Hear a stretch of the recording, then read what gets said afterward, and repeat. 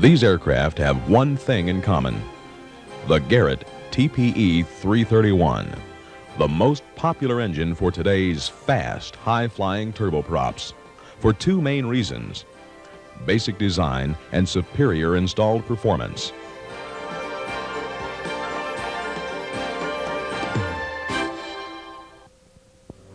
The TPE331 power lever control system reduces operator workload by simplifying aircraft ground and flight operation.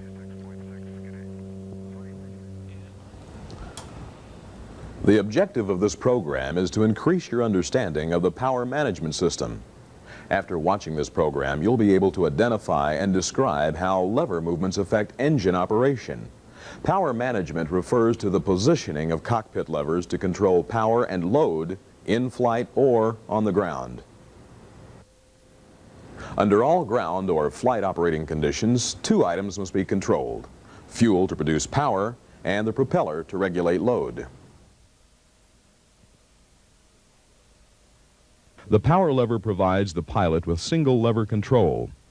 Once engine speed is set by positioning the RPM lever, the pilot can control either the power necessary for flight or the power and thrust direction required on the ground by operating only the power lever.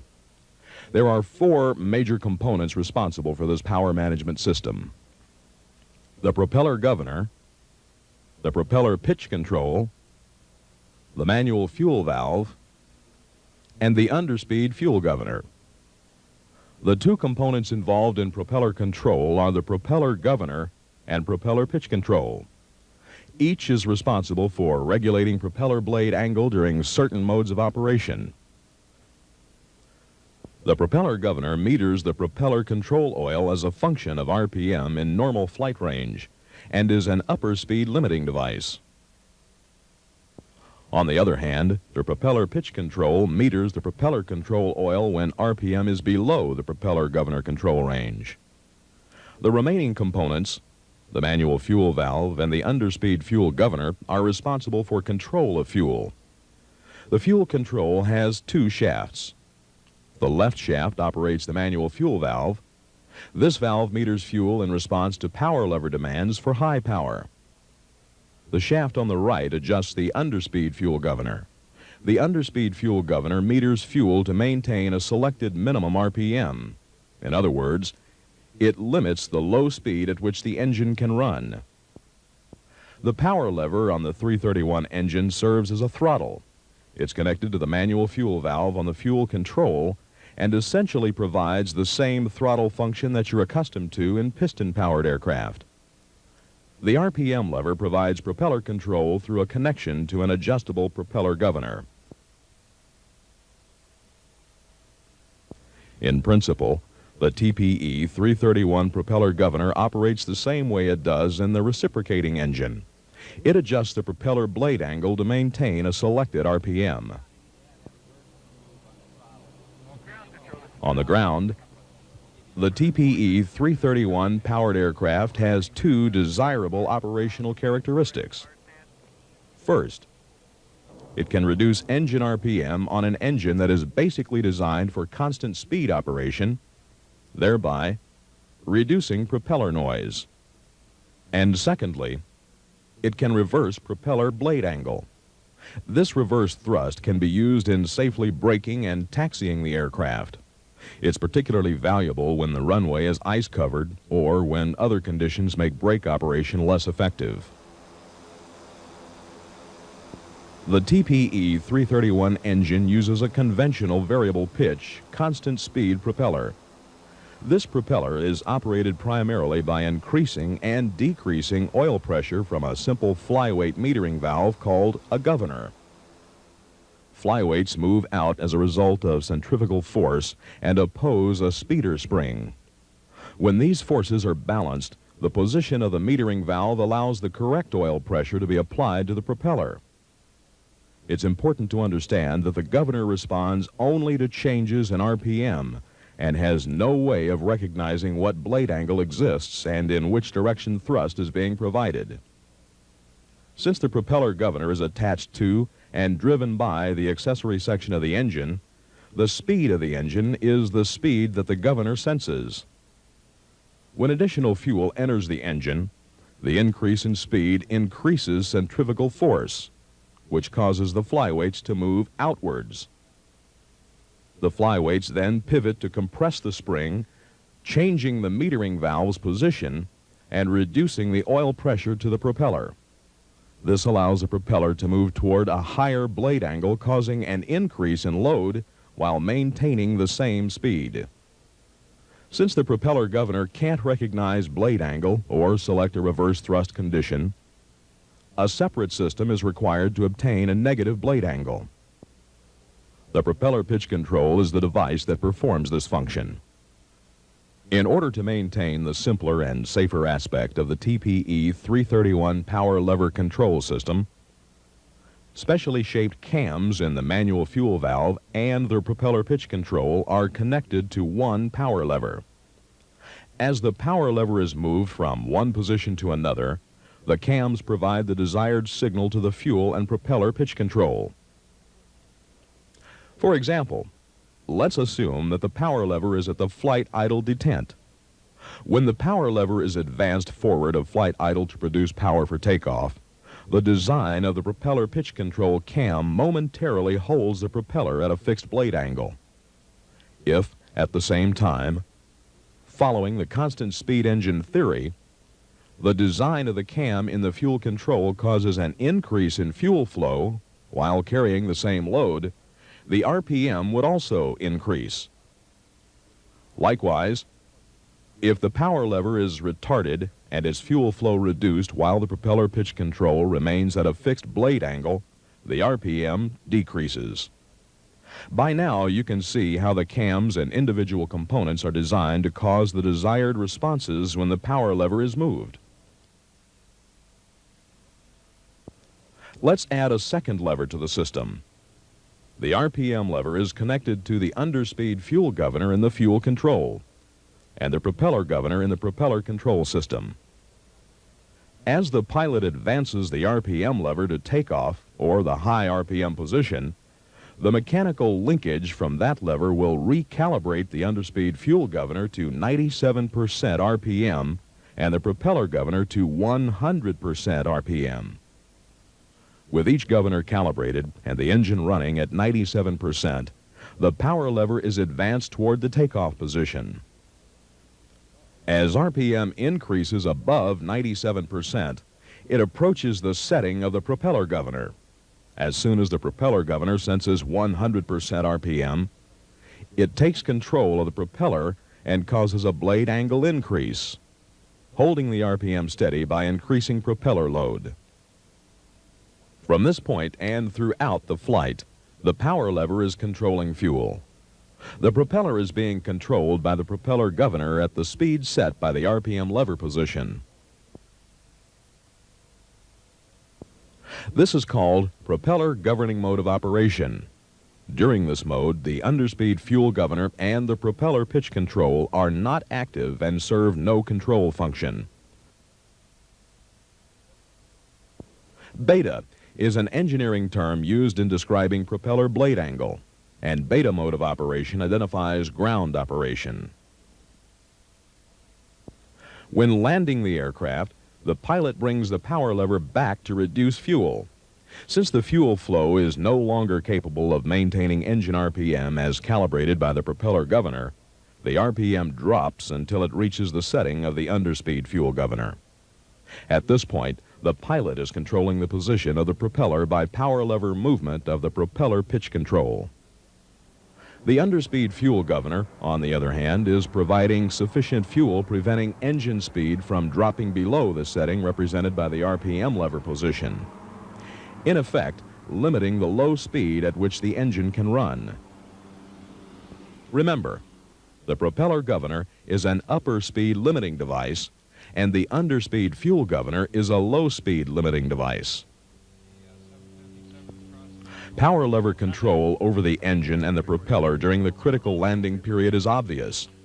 When the pilot has the power lever forward of flight idle, he's controlling power in flight as a function of fuel flow to the engine, a typical throttle operation. However, on the ground, the same lever controls propeller pitch angle and thereby thrust when moved aft of flight idle. This single lever control is a distinct benefit since it eliminates the need for the pilot to move his hands from control to control during critical landing periods. Let's quickly review what we've just learned. It's necessary for each cockpit lever to be connected with both fuel and propeller governing components. The RPM lever is connected to the propeller governor and the underspeed fuel governor. And the power lever is connected to the manual fuel valve and the propeller pitch control. During aircraft operation, the pilot decides which function he controls with the power lever. If he needs to control fuel for takeoff, he simply moves the power lever into the propeller governing range. At the same time, while in propeller governing mode, the RPM lever's speed selection range is from 96 to 100% RPM. Keep in mind, while in this mode, engine operation is at or very close to its maximum RPM efficiency. To regulate the direction of thrust on the ground, the pilot controls propeller blade angle by moving the power lever into the beta range. From flight idle to reverse, the pilot is controlling propeller blade angle from a positive flight idle blade angle, back to a preset negative pitch angle. Retarding the power lever behind the flight idle detent reduces fuel flow from the manual fuel control, dropping RPM below propeller governor authority. Fuel flow rate is now a function of the underspeed fuel governor as determined by the position of the RPM lever. The underspeed fuel governor operational range varies from the taxi or low RPM position to takeoff. Since taxi RPM varies with aircraft installations, it may be anywhere from 65 to 73%. Remember, the pilot must never bring the power lever past the flight idle detent into the beta range unless the aircraft is on the ground. From takeoff through landing, the single power lever control system plays a major role in every aspect of pilot operation. TPE331's power management.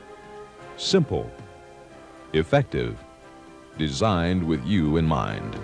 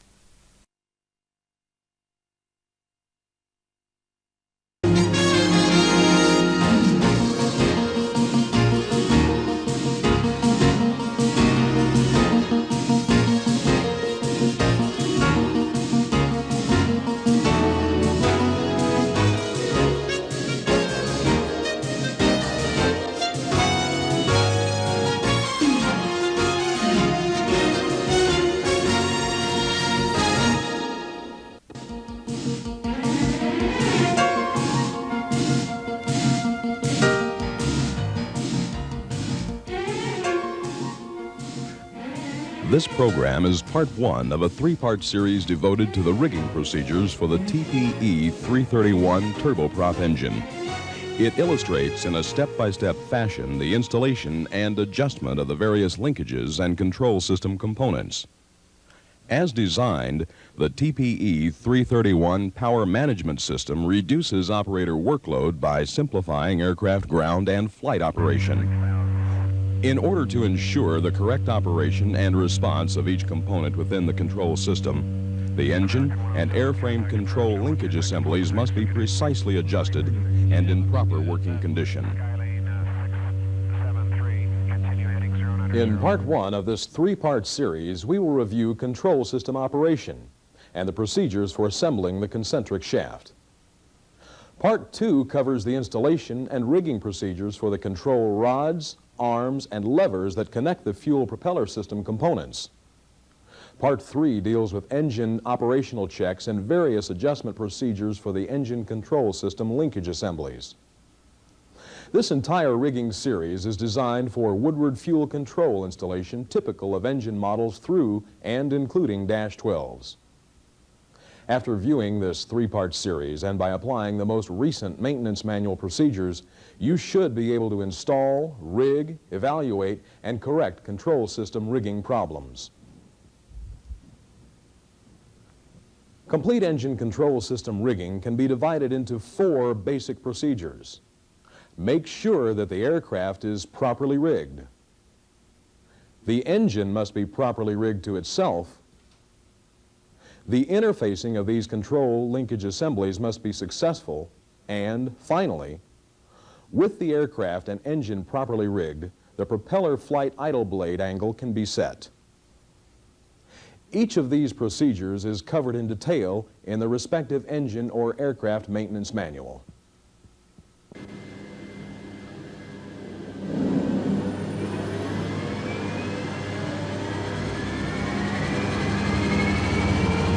Control system final adjustments are performed during the last phases of a rigging operation. Ground and flight operational checks are required to assure that both engines are matched and respond correctly to cockpit control lever inputs.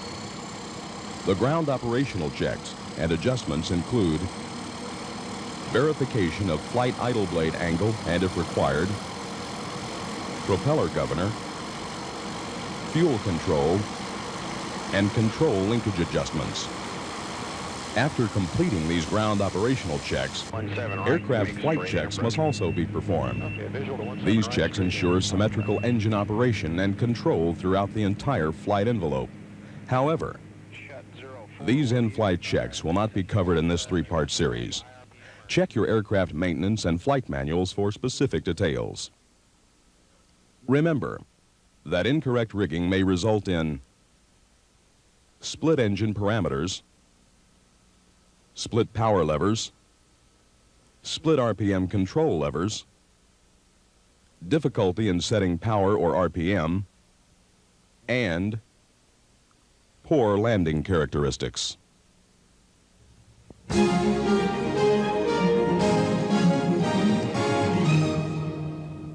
Let's begin part one with a review of the engine control system. The control system for the TPE331 engine is comprised of fuel and propeller control system components. These components are located on the engine accessory section. The purpose of the control linkage assemblies is to interconnect and coordinate the various control system functions. The mechanical linkage that interconnects the propeller pitch control shaft to the manual fuel valve shaft is controlled in the cockpit by the engine power lever. Remember that the power lever provides operator control of the propeller pitch angle during beta mode and fuel scheduling in propeller governing mode. On the other hand, the RPM control lever operates the linkage which interconnects the fuel control unit speed setting shaft and the propeller governor speed setting shaft. This lever allows the operator to select the desired underspeed fuel governor RPM setting during beta mode and the desired propeller governor RPM setting during propeller governing mode.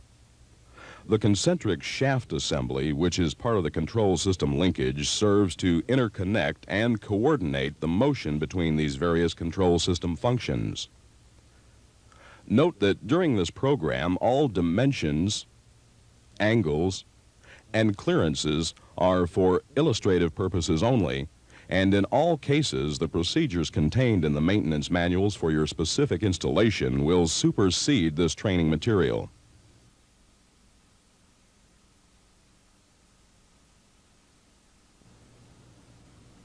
Now, let's start by locating the maintenance manual procedures used to assemble and install the concentric shaft assembly. In the introduction section of the maintenance manual, we find that Chapter 76 covers engine controls.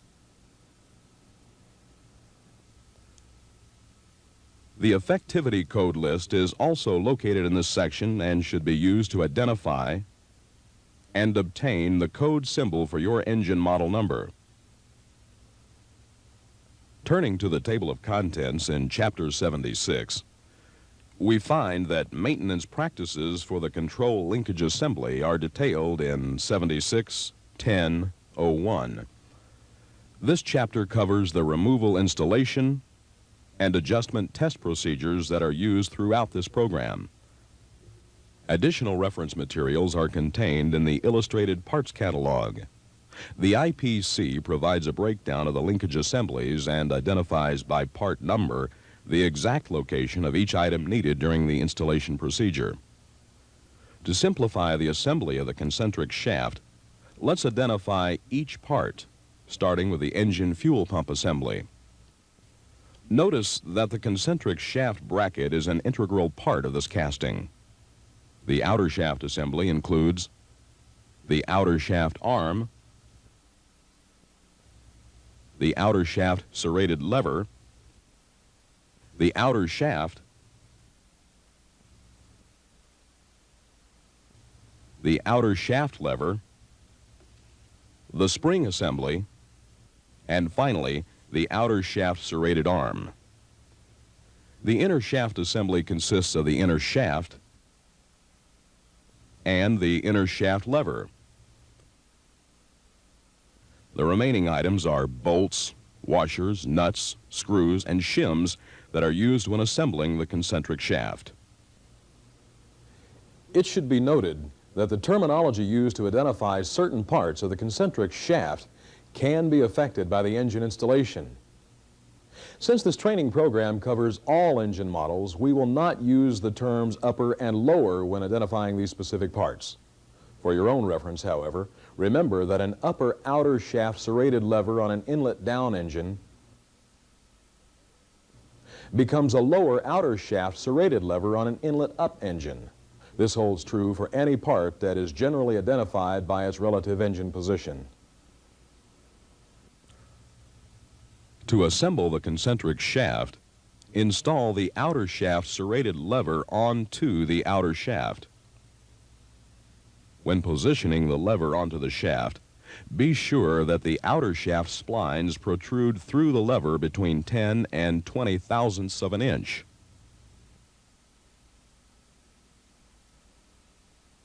Next, install the bolt and nut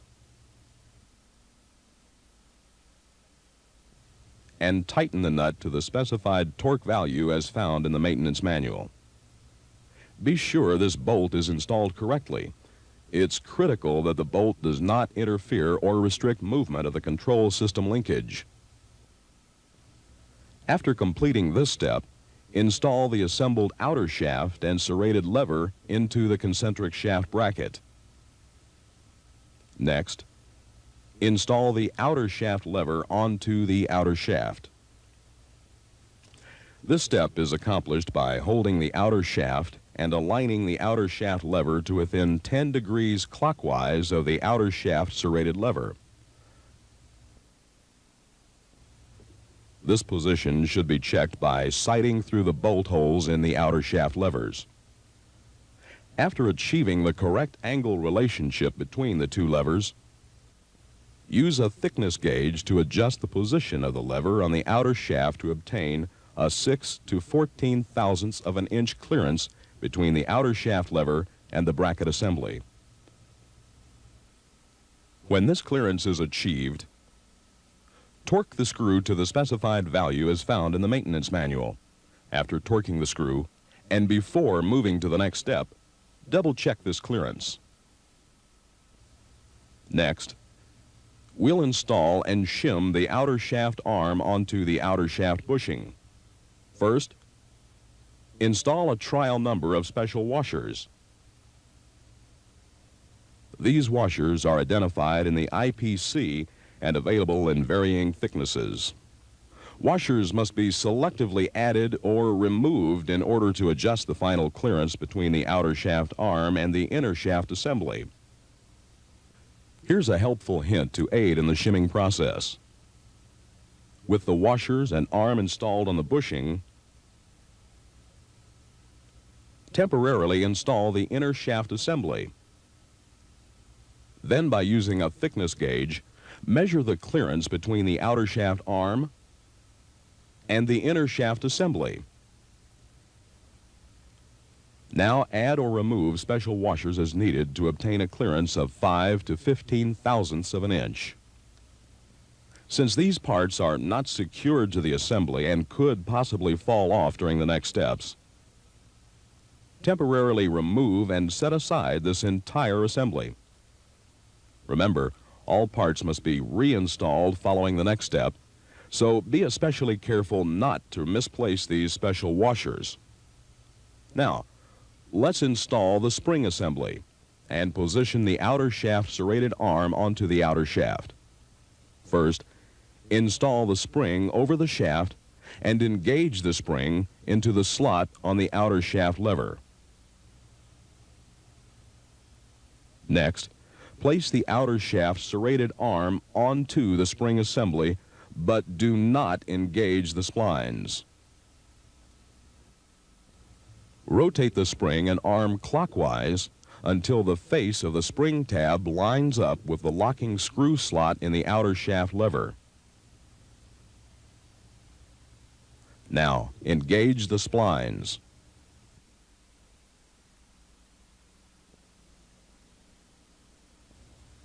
The spring tab, when correctly installed, should align within 0 and 1/4 inch of the screw slot.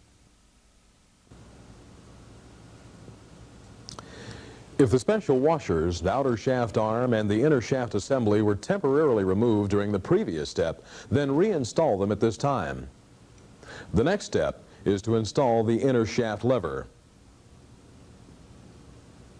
First, determine the required number of special shim washers to be installed between the inner shaft lever and the outer shaft serrated arm.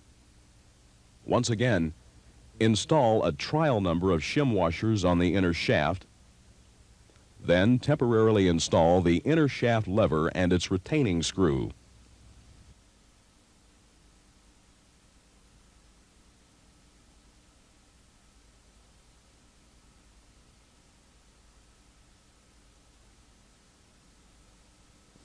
Using a thickness gauge, measure the clearance between the inner shaft lever and the last special washer. Based on this clearance, either add or remove the special washers as required to obtain a clearance of between 6 to 14 thousandths of an inch. The next step is to establish the correct angle relationship between the inner shaft lever and the screw stop.